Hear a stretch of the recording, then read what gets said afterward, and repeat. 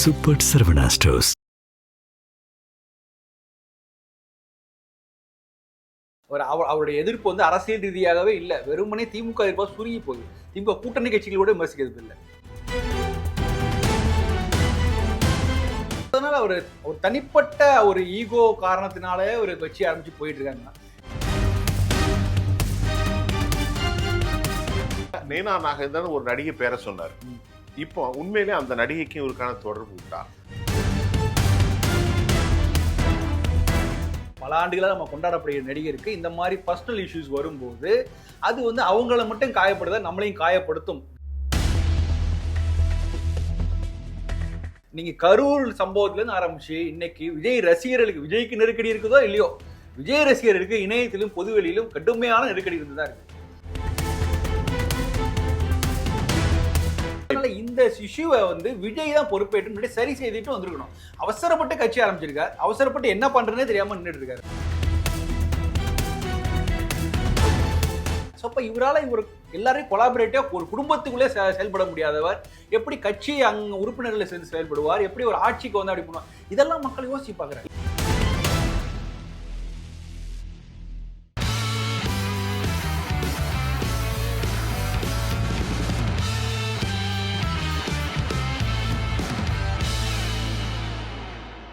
நேர்களே, இன்றைக்கு சமகால தமிழ்நாட்டுடைய அரசியல் நிலை குறித்து பேச போகிறோம். நமக்கு பேசுவதற்கு அரசியல் கள ஆய்வாளர், விமர்சகர், பத்திரிகையாளர், எழுத்தாளர் திரு ராம்கி வந்திருக்கிறாங்க.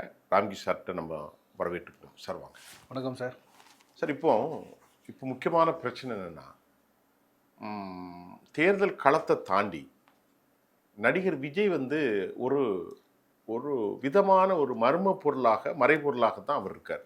பேட்டிலுக்கு வரமாட்டேங்காரு, அப்பப்போ கூட்டம் போடுறார். இதற்கிடையில் நேற்றைக்கு அவங்க ஒய்ஃப் சங்கீதா செங்கற்பட்டு கோர்ட்டில் டிவோர்ஸ் இப்போ விவாகரத்திற்காக அப்ளை பண்ணியிருக்காங்க. தமிழ்நாட்டுடைய அரசியலுக்கும் இதுக்கு என்ன சம்பந்தம்? நிறைய செய்திகள் வந்துகிட்டு இருக்கா, இதை நீங்கள் எப்படி பார்க்குறீங்க? நிச்சயமாக சம்பந்தம் இருக்குது. ஏன்னா இந்த நேரத்தில், தேர்தல் நேரத்தில் இது போன்ற செய்திகள் வெளியாகுது. அது வந்து ரெண்டாவது பல மேடைகளில் வந்து விஜய் உணர்ச்சி வசப்பட்டு பேசுறது ரொம்ப அது ஒரு செயற்கையாக கூட இருக்குது. திமுக இப்போ பார்த்த ஒரு கண்கலங்கி இதெல்லாம் பேசினார்ல, சமீப கூட்டத்தில் கூட திடீர்னு ஒரு வார்த்தைகள்லாம் இருக்கும்போது ஒரு தனிப்பட்ட அளவில் ஏதோ காயம் பட்டிருக்கிறார். அது யார் காரணம்லாம் தெரியாது. எப்படி அவர் பேசும்போது திடீர்னு என்னை யாரால அழிக்க முடியாது அப்படின்லாம் திடீர்னு பேசுறது வந்து யாருமே அவருக்கு ஒன்றும் பெரிய சேலஞ்ச் விட்ட மாதிரி தெரியலையே. இல்லை எந்த கட்சிகள் ஏதாவது அவங்களுக்கு கிரிட்டிசைஸ் பண்றாங்களா? ஒன்றும் இல்லை. திமுக சார்பாக ஒரு பெரிய அளவு திமுக ரெஸ்பாண்ட் பண்ணவே இல்லை. நீங்க கவனிச்சு பார்த்தீங்கன்னா கரூர் சம்பவத்துக்கு அப்புறம் திமுக தலைவர்கள் யாருமே வந்து விஜய் நேரடியாக குறை சொன்னதே இல்லை. பட் இன்ஃபேக்ட் அதிமுக ஆரம்ப கட்டத்தில் சப்போர்ட் பண்ணாங்க. ஆமாம், அவருக்கு ஒரு மெச்சூர்டு கட்சி கிடையாது அது, அவங்க இந்த மாதிரி தவறுகள் வர்றதுக்கு இயல்பு தான் எடப்பாடியார். அதுக்கப்புறம் இந்த ஆளுங்கட்சிகள் தற்போது ஏற்பாடுகள் செய்யவில்லைங்கெல்லாம் கிரிட்டிசைஸ் பண்ணாங்க. பிஜேபி வந்து பேசினாங்க, எல்லா கட்சிக்கும் பேசினாங்க. திமுக அமைதியாகத்தான் இருந்தது. ஆனால் இவர் அடுத்த நாளே என்ன வீடியோ போட்டார், திமுக என்னை பழி வாங்குறது அப்படிலாம் உங்களுக்கு முடிஞ்ச நேரில் வந்து வீட்டில் வந்து பாருங்கலாம் பேசினார். ஸோ அதனால பின்னணியில் என்ன போயிட்டு இருக்கு நமக்கு தெரியாது. நமக்கு வெளியே வர செய்திகள் வந்து தான் நான் பார்க்குறோம். பின்னாடி என்ன போயிட்டு இருக்கு, அவரு பெரிய அளவில் அவருக்கு பெரிய நெருக்கடிகள் இருந்திருக்கலாம், கடந்த காலங்களில் இருந்திருக்கலாம். அந்த நெருக்கடியின் காரணமாக கூட கட்சி ஆரம்பிச்சிருக்கலாம், இல்லை அந்த நெருக்கடி இப்பவும் தொடரலாம். ஏதோ ஒன்று இருக்கிறதுனால தான் பர்சனலாக அவர் தனிப்பட்ட காயம் பட்டிருக்கிறார். அதனால தான் இவ்வளோ பெரிய, அதாவது திமுகவின் மூலம் காயப்பட்டிருக்காரு. அதனால தொடர்ந்து திமுக எதிர்ப்பு சொல்றதுக்கான காரணம் அதான். நீங்க ரொம்ப கவனிச்சு பார்த்தீங்கன்னா அவருடைய எதிர்ப்பு வந்து அரசியல் ரீதியாகவே இல்லை, வெறுமனே திமுக எதிர்ப்பாக சுருங்கி போகுது. திமுக கூட்டணி கட்சிகளோட விமர்சிக்கிறது இல்லை, வேற எந்த கட்சியும் விமர்சிக்கிறது இல்லை. அப்படிங்கும்போது பிரமாதமான கட்சின்னு சொன்னா பெரிய கூட்டணினா அதிமுகவை விமர்சிக்கணும், பாரதிய ஜனதா விமர்சிக்கணும், திமுக விமர்சிக்கணும். அது எதுவுமே இல்லையா? திமுக மட்டும்தான். திமுக தரப்பை கூட, திமுக தவிர மற்ற கட்சிகள் இருக்காங்கல்ல, அதுல உள்ளவங்க கூட ஒரு சின்ன அளவுல கூட விமர்சனம் செய்ததில்லை. ஸோ அதனால ஒரு தனிப்பட்ட ஒரு ஈகோ காரணத்தினாலே ஒரு கட்சி ஆரம்பிச்சு போயிட்டு இருக்காங்க. நீங்க சொன்ன செய்தியே வந்துடுறேன், அதெல்லாம் முன்னாடி சரி செய்திருக்கணும். இப்ப அந்த அவங்க ஒய்ஃப் மேட்டர் சங்கீதா, நீங்க வந்து அது பொதுவெளியில் அவங்க டிசம்பர் மாதம் சப்மிட் பண்ணதா அது இது காமிச்சது. நான் அந்த ஆர்டரை பார்த்தேன், அவங்க கொடுக்குற கோரி மனுவை. ஸோ இது வந்து முன்னாடியே சரி செய்திருக்க வேண்டும். இது பார்த்தீங்கன்னா ஒரு 5 ஆண்டுகளாக தொடர்கிற ஒரு பிரச்சனை நினைக்கிறேன். தனிப்பட்ட இன்னைக்கு வேணா வந்து நீங்க வந்து பொதுவெளியில அது வந்து ஒரு தனிப்பட்ட விவகாரம் அப்படின்னு நம்ம கடந்து செல்லலாம். ஆனால் நீங்க கடைமட்டத்துல எப்படி மக்கள் ரியாக்ட் பண்றாங்கன்னு இல்ல பாக்கலாம். 5 வருஷம்னா 2 பேருக்குள்ள 5 வருஷமா கான்டாக்ட் இல்லையா? சுத்தமா இல்ல அப்படின்னு தான் அது தெரியுது. அப்படிதான் தெரியுது. 5 வருஷமா அந்த அம்மா தனியா இருக்கிறாங்க. தனியா இருக்காங்க. அவங்க பிள்ளைகளோட தனியா இருக்காங்க அப்படிங்கிற மாதிரி தான் செய்திகள் வருது. அதாவது சோ இது இங்க ஈசிஆர் ரோட்ல ஏதோ இருக்கிற இப்ப பங்களால. நம்ம இது என்னன்னா இது வந்து அவருடைய சொந்த விவகாரம், நம்ம பேசக்கூடாது அப்படிங்கறத தாண்டி நம்ம அதை பத்தி பேச போறது இல்லை. ஆனா களத்தில் எப்படி வந்து தொண்டர்களும் ரசிகர்கள் எப்படி உள்வாங்கிக்கிறாங்க, மிகப்பெரிய கல்ச்சுரல் ஷாக் ஆக்சுவலா. இல்ல உண்மையிலே பொது வாழ்க்கைக்கு வந்துட்டா இதெல்லாம் வந்துட்டா பேசப்படத்தான் அதான் நம்ம அதை நியாயப்படுத்திட முடியாது. பெரும்பாலும் நம்ம தமிழ்நாட்டு தலைவர்கள் எந்த கட்சியா இருந்தாலும் இந்த மாதிரியான விஷயங்கள் கடந்து வந்திருக்கோம். எம்ஜிஆர் கடைசி வரைக்கும் ஜானகி பற்றின உறவை பத்தி எதுவும் வெளிப்படையாக பேசினதில்லை. அதுக்கப்புறம் அவர் மறைவுக்கு அப்புறம் வந்த செய்திகள் தான் நிறைய. அது மாதிரி கலைஞர் வந்து எந்த அளவுக்கு துணைவியான்னு சொல்லிட்டு நிறைய நியாயப்படுத்தினாலும் அது அப்படியே ஒன்று இருக்க தான் செய்யுது ஆக்சுவலா.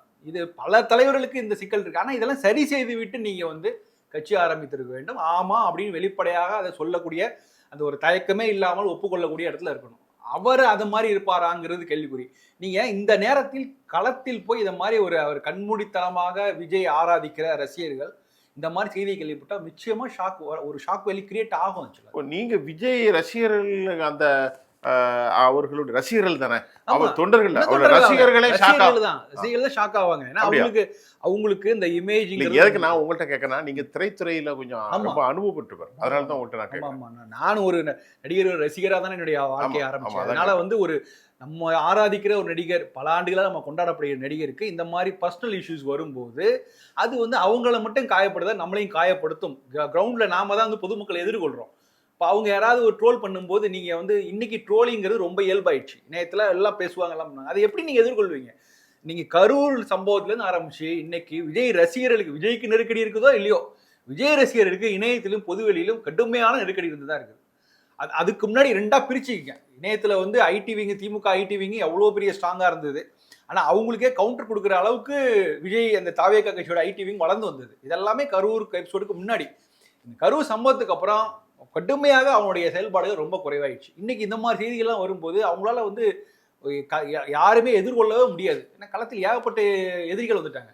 ஸோ இப்போ அவங்க எப்படி எதிர்கொள்றது? ஸோ அதனால இந்த இஷ்யூவை வந்து விஜய் தான் பொறுப்பேற்று முன்னாடி சரி செய்துட்டு வந்திருக்கணும். அவசரப்பட்டு கட்சி ஆரம்பிச்சிருக்காரு, அவசரப்பட்டு என்ன பண்றதுனே தெரியாம நின்றுட்டு இருக்காரு. இல்லை இப்போ ராம்கி சார்ட்ட ஒரு கேள்வி என்னன்னா, நீங்க சொன்னது உங்களுக்கு செவி வழி செய்தி தான். 5 வருஷமா அவங்க இருக்கலாம் தான் சொன்னீங்க, இருக்கிறான்னு சொல்லல. ஆமா, கிட்டத்தட்ட ஒரு கேப் அவங்களுக்குள்ள இருக்கு. யாரு சகோதரி, அவங்க பேர் என்னது, சங்கீதா விஜய்க்கும் அவங்களுக்கும் இருக்கலாம். அது அவங்க இன்டர்னல் மேட்டர்.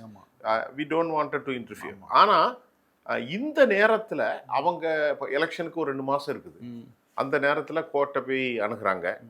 அவருடைய அசிஸ்டண்ட் வெங்கட்ராமன் ஒருத்தர், அவர் பேர் என்னது, விஜயனுடைய நண்பர் விஷ்ணு பிரசாத், ஏதோ விஷ்ணு தான், இவங்க 2 பேருமே அவங்கள்ட்ட பேசிக்கிட்டு இருந்தாங்க. அதையெல்லாம் ஓவர் கம் பண்ணி இந்த ஒரு டென்ஷன் சிச்சுவேஷன், ஒரு hectic stock is going on, ஒரு ரொம்ப ரஷ்டு மூமெண்ட்னு சொல்லலாம். ரொம்ப ஒரு பரபரப்பான ஒரு காலகட்டத்தில் அந்த அம்மா போய் செங்கல்பட்டு கோர்ட்டில் எனக்கு வேணும், ஒரு 2 மாதம் கழிச்சு போகலாம், 3 மாதம் கழிச்சு போகலாம். இதுக்குள்ள ஏதாவது இருக்கு அந்த இந்த 2 மாசத்துல? நீங்க இந்த இது மார்ச் ஏப்ரல் தானே, ஆமா, இந்த 2 மாசத்துல. இல்ல நீங்க இதை சப்மிட் பண்ணதே டிசம்பர்ல, இப்போ ஆச்சு ஜனவரி, பிப்ரவரி முடிஞ்சிருச்சு, அதுலேருந்து மார்ச். இந்த 2 மாதங்கள் டிலே ஆகி இதை வந்து வெளிப்படையா பிரஸுக்கு வெளில வர்றதுலேயே பின்னாடி ஒரு இது இருக்கு. இது நினைச்சிருந்தா டிசம்பர்லேயே வந்திருக்கணும், வெளியில வந்திருக்கணும். அப்ப இந்த காலகட்டத்தில் லீக் ஆகிறதுக்கு பின்னாடியும் ஒரு சில அரசியல் ஒரு கான்ஸ்பிரன்சி இருக்குதான். இல்ல இப்ப அவர் இன்னைக்கு வந்த செய்தி வெங்கட்ராமன், அவருடைய முக்கியமான கட்சியில முக்கிய பொறுப்பாளர், யாரோ பேர் போட்டிருக்காங்க, விஷ்ணு, இவங்க 2 பேரும் அவங்கள கண்டெயின் பண்ண முடியலையா? நிச்சயமா. அதாவது நீங்க இப்ப சீமான் விஜயலட்சுமி அந்த இதுலயே நம்ம பார்த்தோம், ஆண்டுகளாக தொடர்ந்த விஷயம். ஆக்சுவலா அது பல தரப்புல சமாதானப்படலாம் நடந்தது, முடியாம தான் நீதிமன்றத்துக்கு போனது. இங்கேயும் அதற்கான அத்தனை சாத்தியங்கள் இருக்கு, வாய்ப்பு இருக்கு. நான் சொல்றேன், நம்ம வந்து இந்த இடத்துல தான் சீமான் மாறுபட்டு நிற்கிறார். வெளியில பொது வெளியில எதிர்கொண்டார், அதை பத்தி பேசினார். அது சரியோ தவறோ அதை வந்து அவர் எதிர்கொண்டார், பேசினார். அது நெருக்கடிகள் அவருக்கு வந்தது, நீதிமன்றத்திலையும் சந்தித்தார். அதற்கான எந்த விஷயமும் நீ இந்த தரப்புல நடக்கல. நீங்க அது வந்து ஒரு அரசியல் பிரச்சனையாவே ஆக்கி கடுமையான நெருக்கடி தரப்பட்டது. அதுல இருந்து மெல்ல தான் வெளில வந்தார். ஆனா இங்க பாத்தீங்கன்னா இப்ப கடைசி நேரத்துல இப்படி கொடுக்கும்போது என்ன மாதிரியான ஒரு மிகப்பெரிய ஒரு தாக்குதல் தான் விஜய் ரசிகர்களோட மன ஓட்டத்தை நீங்க பாருங்க. அவங்க எல்லாம் இன்னும் இந்த 20+ தான். அவங்களுக்கு இதெல்லாம் எதிர்கொள்ளக்கூடிய அந்த மனப்பக்குவம் இருக்கா தெரியும். 17, 18, 20. ஆமா, ஒரு இதை வந்து முழுக்க நியாயப்படுத்த முடியும். ஆனா இன்னைக்கு இந்த டைமிங் இருக்கு பாத்தீங்களா, இந்த டைம்ல எப்படி போய் அவங்களால நியாயப்படுத்த, அதுதான் கேள்வி. இந்த டைமிங்ல எப்படி பண்ண முடியும்? அது ரொம்ப நெருக்கடி. ஜஸ்டிஃபை பண்ண முடியாது. இன்னைக்கு நேத்தியே நிறைய செய்திகள் வந்தது. இதை பற்றி நிறைய இந்த செய்தியை மறைக்கிறோமா கொஞ்சம் ப்ரொமோட் பண்ணுங்கன்னு நிறைய பிஆர் குரூப்லாம் ஆக்டிவ் ஆகி எல்லாரையும் ரெக்வஸ்ட் பண்ணி நீங்கள் மாரி ஏதாவது சப்போர்ட் பண்ணுங்கலாம் சொல்லி நியூஸ் வந்துச்சு. ஸோ இதோட இன்னும் நீ கனெக்ட் பண்ணி பாருங்கள். திடீர்னு ஒரு செய்தி தாவேகா சார்பாக யாரும் எந்த விவாதங்களையும் பங்கேற்க மாட்டார்கள், ஊடகங்களை பேசக்கூடாதுன்னு ஒரு ஆர்டர் வந்துச்சு. இது ஒரு 2 நாள் முன்னாடி. ஸோ இதெல்லாம் நம்ம கனெக்ட் பண்ணி தான் பார்க்கணும். ஸோ இந்த மாதிரி ஒரு விஷயம் நடக்க போகுது, இதை எதிர்கொள்ள முடியாது அப்படின்னு தாவேகா தரப்பு தயாராகவே இருந்திருக்கிறது. ஏன்னா அவங்க பேச்சுவார்த்தை நடந்துட்டு இருக்கும். அபிஷியல் அன்னைக்கு வந்தா கூட அதுல வந்திருக்கு. ஆமா, ஒரு நடந்திருக்கு. அது கைமீறி போனதுனால சரி இது எப்படி வெளிச்சத்துக்கு வரப்போகிறது, இதுக்கு நம்ம இது வேறு வழி இல்லை, இதை தடுப்பதற்கு என்னென்ன செய்யலாங்கிற மாதிரியான அந்த கட்டத்துல இறங்கினாங்க. நான் சொல்றேன், இதுக்கு நீங்க நேரடியாக விளக்கம் தரலாம். இதுல ஒரு தப்பு இல்லை, இப்போ முடியக்கூடிய விஷயம் கிடையாது. இல்ல இப்போ ஒரு விஷயம் என்னன்னா, டிவோர்ஸ்ங்கிறது பார்ட் ஆஃப் சொசைட்டி. இப்போ அப்படி ஆயிட்டு. ஆமா, ஆரம்ப கட்டத்துல இதெல்லாம் ரொம்ப ஒரு அவமானமா இருந்துச்சு. ஆமா, இஸ்லாமிய சமூகத்துல டிவோர்ஸ் சாதாரணம், அது 1000 வருஷமாவே இருக்கு. ஆனா இந்துக்கள் சமூகத்திலேயோ கிறிஸ்தவர்கள்ட்ட அது கிடையாது. ஆனா இன்னைக்கு கலாச்சாரம் மாறும்போது எல்லாருமே இன்னைக்கு டிவோர்ஸ்க்கு அப்ளை பண்றாங்க. அதை விட்டுருங்க, நம்ம மதத்தை பத்தி பேசலாம். இப்ப நான் என்ன கேட்கிறேன், அந்த அம்மா வைக்கக்கூடிய குற்றச்சாட்டு ஒரு நடிகை அப்படின்னு சொல்லப்படுது. அவங்க லிஃப்ட்ல போனாங்க, நான் நேரடியா பார்த்தேன், கடுமையான அளவுக்கு 2 பேருக்குள்ள குவாரல் நடந்ததாகவும் சொல்லப்படுது. பையன் தனியா இருக்கிறதாகவும் பொண்ணு தனியா இருக்கிறதாகவும் அம்மாவோட இங்கே வர்றதாகவும், அப்பா அம்மா கூட சேர்ந்துருக்கல, அவங்க வீட்டிலே தனியா தான் இருந்தாங்க, ஒரு ஃப்ளோர்ல சங்கீதா அம்மா இருந்தாங்க, இப்படியெல்லாம் சொல்லப்படுது. இதை நீங்க எப்படி சார் பாக்குறீங்க? இதுதான் இது ஒரு தனி இதை நம்ம விவாதிக்கிறதுக்குரிய சப்ஜெக்ட் தானா? அமெரிக்கா போன நாடுகள்ல பொது வாழ்க்கையில ஒரு தலைவன் விவாதிக்கப்படுகிறது.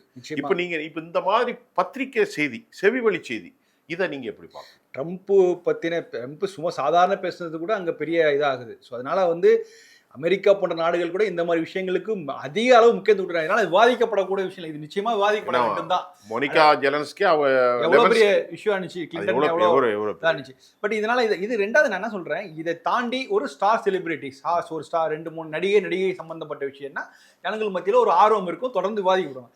இவர் ஒரு கட்சி தலைவர், ஒரு ப்ராமிசிங் யங் ஜென்ரேஷனுக்கான ஒரு தலைவர் உருவாகி வந்திருக்கார், புதுசாக கட்சி ஆரம்பிச்சிருக்கார், நிறைய விஷயங்கள் பேச இருக்கும்போது ஸோ இவருடைய பர்சனல் வாழ்க்கைங்கிறது சரியாக இருக்கணும். அதாவது நாம சரியில்லைன்னா, ஒரு ரசிகர்கள் மனப்பான்மையில பாருங்க, நம்முடைய லைஃப், நம்முடைய குடும்ப வாழ்க்கை சரியில்லைனாலும் நம்ம தலைவருடைய குடும்ப வாழ்க்கை சரியாக இருக்க வேண்டும் நம்ம நம்புறாங்க. மாடல். ஆமா, அது இப்ப நீங்க அந்த உங்க குடும்ப வாழ்க்கை சரியா இல்லைனாலும் வெளிப்படையா பொது வெளியில வந்துட்டு அதை விளக்க வேண்டிய தரப்பு உங்களுக்கு தான். அதான் ஒரு விஷயம். இதுல மாடலும் இருக்கு, மாறலும் இருக்கு. மாறல் இருக்கு, ரெண்டுமே இருக்கு. ரெண்டாவது, அப்பா அம்மாவுக்கும் இவருக்குமே நிறைய கருத்து வேறுபாடு இருக்கு. இது நம்ம எத்தனை வருஷமா கேள்விப்பட்டிருக்கோம். அதுவும் பேப்பர்ல அது வந்துட்டே இருக்கு. ஆனா அதையும் சரி செய்யக்கூடிய இடத்துல அவர் இல்லை, அதையும் சரி செய்யவே இல்லை. ஸோ அப்பா அம்மா விட்டு விலகி இருக்கிறார், மனைவி குழந்தைகளை விட்டு விலகி இருக்கிறார். அப்படிங்கும் போது அது களத்தில் நாம ஒரு ஒரு மெச்சூர்ட் சமூகமாக விவாதிக்கிறத தாண்டி களத்தில் எப்படி எடுத்துக்கிறாங்கன்னு பாருங்க. இது ஏன் இப்படி டிஸ்கனெக்டா இருக்காரு இவர்? இப்படி ஒரு குடும்பத்தில் இருக்கிற உறவுகளாலேயே இவரால் சமாளிக்க முடியலையே, அப்படிதான் இன்டர்பிரட் பண்ணுவாங்க. ஒரு உறவு டிவைட் ஆனா அந்த உறவு தான் காரணம்னு சொல்லுவாங்க. இப்ப மனைவி மக்களும் தனித்து நிற்கிறார், பெற்றோர்களும் தனித்து நிற்கிறார். அப்படிங்கும்போது பிரச்சனைக்கு இவர் தான் முக்கியமா காரணமா இருப்பாங்க, மக்கள் நம்புவாங்க. ஸோ அப்ப இவரால் எல்லாரையும் கொலாபரேட்டிவா ஒரு குடும்பத்துக்குள்ளே செயல்பட முடியாதவர் எப்படி கட்சி உறுப்பினர்களை சேர்ந்து செயல்படுவார், எப்படி ஒரு ஆட்சிக்கு அப்படி பண்ணுவார், இதெல்லாம் மக்கள் யோசிச்சு பார்க்குறாங்க. இல்ல, இது ஒரு நியாயமான விஷயம். ஒரு பரிசுத்தமானவனா இருக்கணும். அப்படித்தான் உலகத்தினுடைய கட்டமைப்பு. உலகம் அமெரிக்காவும் சரி, இப்ப நம்ம ஒரு கலாச்சார பாண்டிங் இருக்கும் இந்தியாவுல, நமக்கு ஒரு கல்ச்சர் இருக்கு. ஆனா அமெரிக்காவுக்கும் யூரோப்புக்கும் அப்படி இல்லை. 12 வயசுலயே தனியா போயிடுறாங்க. அவர்களும் கூட ஒரு டைனமிக் லீடர்ஷிப் வரும்போது ஒரு மாரல் இருக்கணும், ஒரு எத்தோஸ் இருக்கணும், ஒரு டிசிப்ளின் இருக்கணும் பாக்குறாங்க. அதாவது பொது வாழ்க்கைக்கு வரும். அப்ப நமக்கு அது ரொம்ப பெரிய டேஸ்டா இருக்கு. இப்ப எல்லாரும் இப்ப பல பேர் சொல்லுவாங்க, ஏன் ஒய்ஃப் வச்சு பார்க்க முடியல, அம்மா கூட பேச மாட்டேங்க, பிள்ளை எல்லாம் தனியா இருக்கு, நீ எப்படி கோடான கோடி மக்களுக்கு வழிகாட்டுவாங்க? அது ஒரு டிராபேக். இது மிகப்பெரிய டிராபேக், இது மிகப்பெரிய சிக்கலை உருவாக்கும். இதையெல்லாம் சரி செய்து விட்டுத்தான் அவர் வந்திருக்க வேண்டும். அவர் அவசரப்பட்டு கட்சி ஆரம்பிச்சு 2-3 வருடங்கள்ல என்ன அதனால என்ன பெருசாக அச்சீவ் பண்ணிட்டார் அப்படிங்கிறதும் இல்லை. அவர் இருந்தார், என்னன்னா 3 வருஷங்கள்ல 234 தொகுதிக்கு நேரடியாக விசிட் பண்ணியிருக்கலாம். சரி, அதை விடுங்க, வேற ஏதோ காரணங்களால குடும்ப உறவுகளே அவங்களால சரி செய்ய முடியவில்லை அப்படின்னா இதுக்கு முழு பொறுப்பு விஜய் அவர்களுக்கு தான் சாரும். அவரை சரி செய்ய முடியவில்லை என்றால் அதை எப்படி நம்புவாங்க? அதாவது நீங்க உங்களுக்கு ஒரு நம்பிக்கை, ஒரு நம்பிக்கை அளிக்கக்கூடிய நட்சத்திரமா இருக்கணும். நீங்க ஸோ அது வந்து பல காலமாக புதுசாக இல்லை, இது பல காலமாக பேசப்பட்ட விஷயம். இன்னைக்கு தான் இது பொது வழிக்கு வந்திருக்குது. அவங்க அப்பா அம்மாவுடன் சரியான உறவு இல்லைங்கிறது பல வருஷங்கள் பேசி நம்ம கண் கூட விஷுவல்ஸாக பார்க்குறோம் எல்லாமே. இப்போ அவருடைய ஃபங்க்ஷனுக்கு அவங்க அப்பா அம்மா கெஸ்ட் மாரி வந்துட்டு போகிறாங்க, அதை எப்படி பார்க்குறோம் எடுத்துப்பாங்க. சார் இது வந்து நம்ம மக்கள் வந்து சென்டிமெண்ட் ரொம்ப முக்கியத்துவம் கொடுக்குற மக்கள். இல்லை, தாய் தந்தையர்களை பேணுங்கிறது உலகத்துல எல்லாருக்கும் எல்லா மதங்களும் ஏற்றுக்கணும். ஆமா ஆமா, இந்து மதம், இஸ்லாம், கிறிஸ்தவம் எல்லா மதமும். ஆமா, தாய் தந்தைன்னா அவ்வளவு உயர்ந்தது. ஆமா. நீங்க வந்து தனிப்பட்ட அளவுல நீங்க மேலே ஏறி போறதுக்கு உங்களுக்கு வந்து கூடுதலா உங்களை சுத்தி இருக்கிற குடும்ப உறுப்பினர்கள் உங்களுக்கு சப்போர்ட் வேணும். உங்களை சுத்தி இருக்கிற வட்டாரங்கள் அவங்களாம் துணை நின்றால் மட்டும்தான் உங்களால அடுத்தபடி போக முடியும். கிடுக்கிட்டு தனியா போனீங்கன்னா கண்டிப்பாக ஒரு வீழ்ச்சி இருக்கும். அந்த வீழ்ச்சியிலேருந்து மீண்டு வரக்கூடிய சக்தியெல்லாம் அன்றைய காலத்துல நிறைய தலைவர்கள் இருந்தது.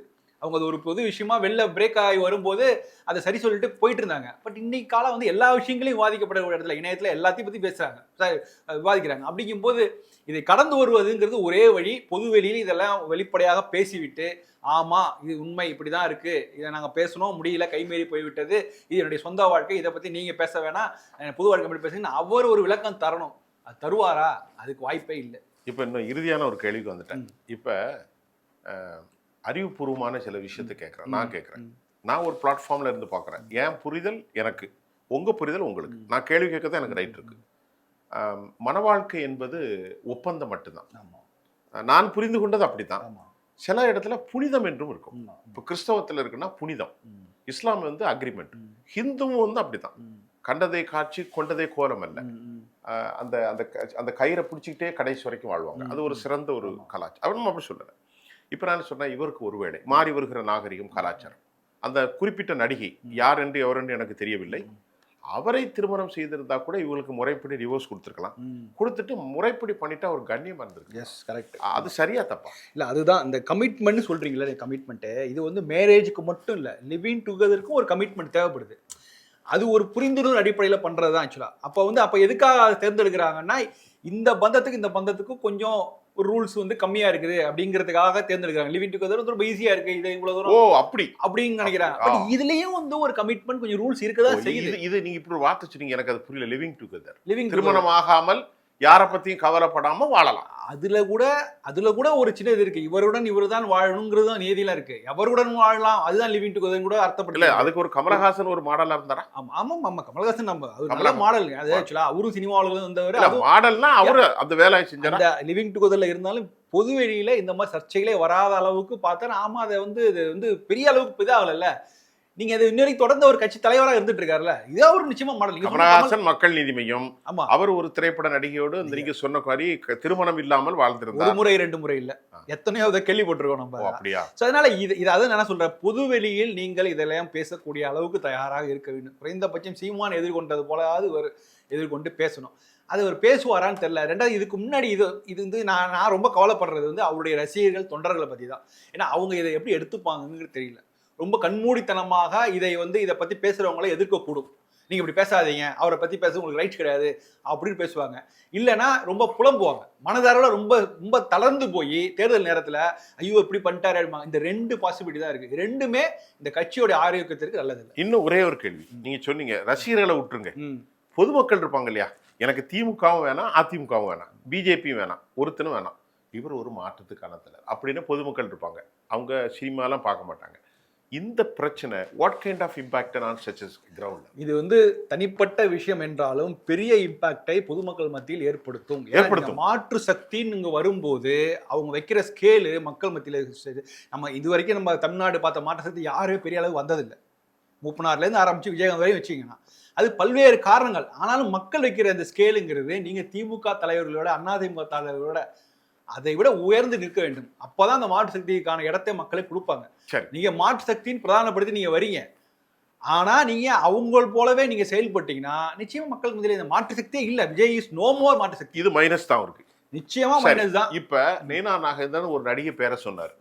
இப்போ உண்மையிலே அந்த நடிகைக்கு இவருக்கான தொடர்பு உண்டா? அதுதான் அது எப்படி நாம யூஹிக்கு ஸ்பெகுலேஷன் இல்ல, ஸ்பெகுலேஷன் இல்ல. இணையத்துல நீங்க வர செய்திகள் பார்த்தாலே தெரியும். எல்லாம் வந்து படம் போட்டு பாவம் குறித்து இது இந்த நேரத்துல நடந்தது, இந்த இன்ஸ்டா போட்டோஸ்லாம் எடுத்து போட்டு இதெல்லாம் சொல்றாங்க. எல்லாம் ஆதாரத்தோட, அதெல்லாம் ஆதாரத்தோட காமிக்கிறாங்க எல்லாத்தையும். அதுல இருந்தாலே நீங்க ஒரு முடிவுக்கு வந்துடலாம். அந்த இல்ல நிச்சயமா இருக்கிறது, இதுல எந்த சந்தேகமும் இல்லைங்கிற ஒரு முடிவுக்கு ஈஸியா வந்துடலாம். நம்ம அந்த நடிகையை பத்தி பேச தேவையில்லை. ஆனா பொது வெளியில பேசுறாங்க எல்லாரும். இப்ப வந்து டெக்னாலஜி எங்கேயோ போயிடுச்சு.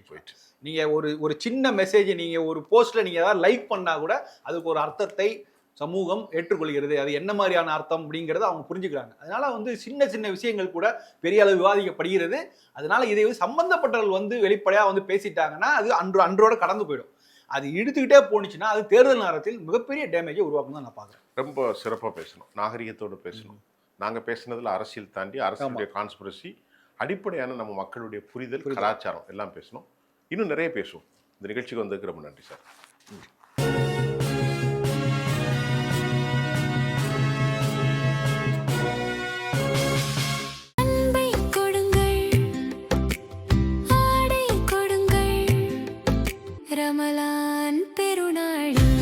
Super Sarvana Stores.